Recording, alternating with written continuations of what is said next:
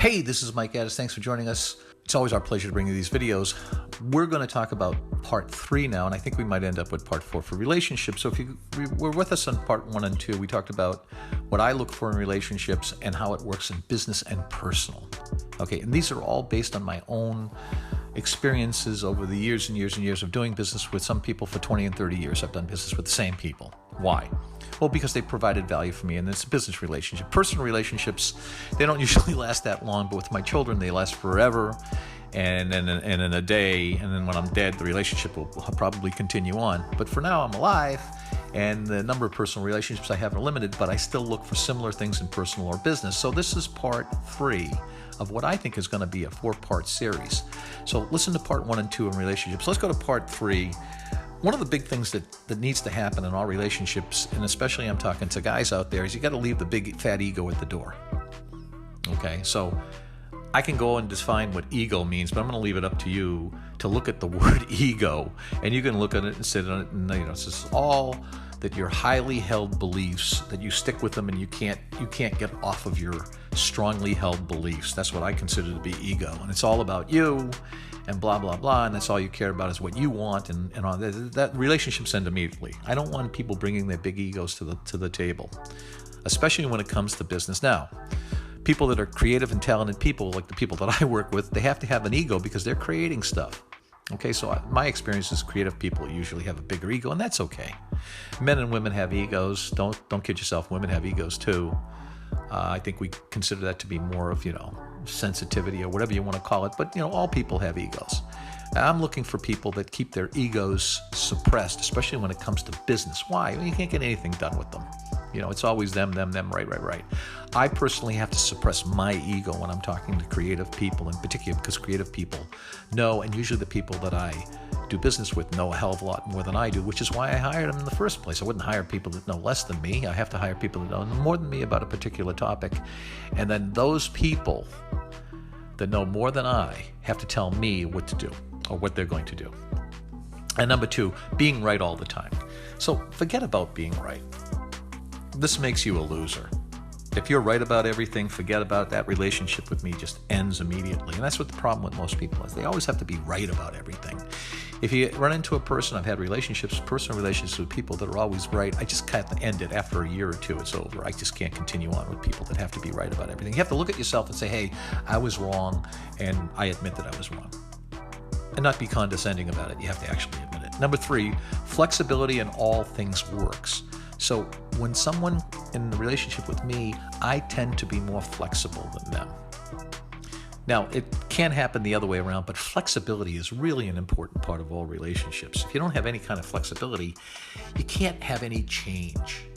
You say people can't change. Yeah, they can. It's not easy to change. So, for example, in my particular situation, I've just become more patient. Why? Well, because being impatient all the time doesn't work. Okay, so for example, I'm impatient. I want people to do things when I want them to do it, and I want them to have it done on a particular time. Well, guess what? I talked them into doing it faster than they were capable of doing it. So they went along with me.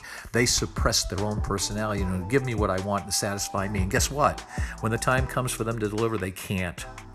Okay, so now what I have to do is I have to measure in my flexibility and my ability to change. And in this particular case, I'm talking about being patient. I have to wait longer. Why? Well, because I'm finding out that it works. Same thing with investing. So I have to wait longer to see results as opposed to being in a trading situation. I've talked about trading and investing in the past. Number 4, if you want to be interesting, you have to be interested. Wow. I hope the video guy really focuses on that one.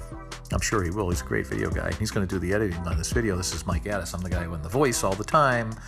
So if you want to be interesting, you have to be interested. So if I'm interested in you, that makes me interesting. Why? Because I'm focused on you. I don't really care about me all that much. I'm more interested in you. And you as the viewer, I'm trying to do these videos so that you see that I'm interested in you as the viewer, which means I have to make the videos not only entertaining, but they have to be educational. When you walk away from these videos, you have to walk away saying, wow, I really learned something from this video. Change is imminent. That's number 5. So in other words, if you can't change, you're not going anywhere. You have to make changes and adjustments. Let's go on to a few more. What's love got to do with it? In a relationship, personal relationship, absolutely nothing. I think that's number 6. We may go to 10 on this one. So what's love got to do with it? That's the Tina Turner song, What's Love Got to Do With It? I'm not going to sing it.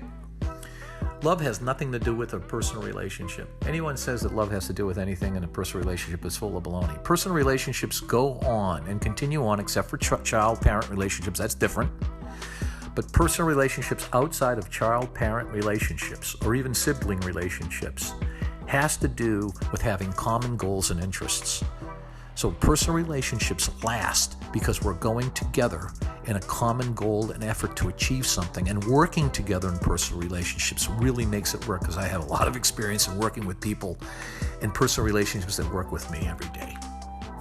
Okay? You can't get mad. Nothing happens when you get mad. That's pretty obvious. That's number 7. Number 8, success has to be measurable. We already talked about measurable results. Measurable results means when we have a relationship, I have to see that you're producing a certain result. You have to see that I'm paying you on time. So the measurable result is you finish the work, I pay you. The measurable result is I ask you to do something and you do it. That's in business relationship. Measurable relationships and personal relationships is kind of a little more subjective. Number 4, and this is a Charlie Munger quote, some people have a sign that says danger, and that's absolutely correct. So try not to enter relationships with people that have that sign around them, their neck, and it's like they are trouble. Could be anything. Could be drinking. Could be drugs. Could be God knows what. But you can tell instinctively that this is wrong. I don't want to enter into relationships with people that are, on planet Mars and I'm on Neptune. We're in totally different worlds. There's no reason for us to be in any kind of relationship. And finally, and lastly, on the series of relationships, you got to hold on to relationships that are good. And sometimes it's hard work, but it really shouldn't be all that hard. If you follow some of these examples that I've given you in relationships for business and personal, I think they'll work out for you. I hope you've enjoyed these 3 videos. This is Mike Addis. Thanks for joining us. It's always our pleasure to bring you these videos. Don't forget to hit the subscribe button. We want people to subscribe and read our content, because this is going to be in content in mattiscash.com. Thanks again for joining us on relationships. Hope this helps you in your relationship, and we'll see you on the next video.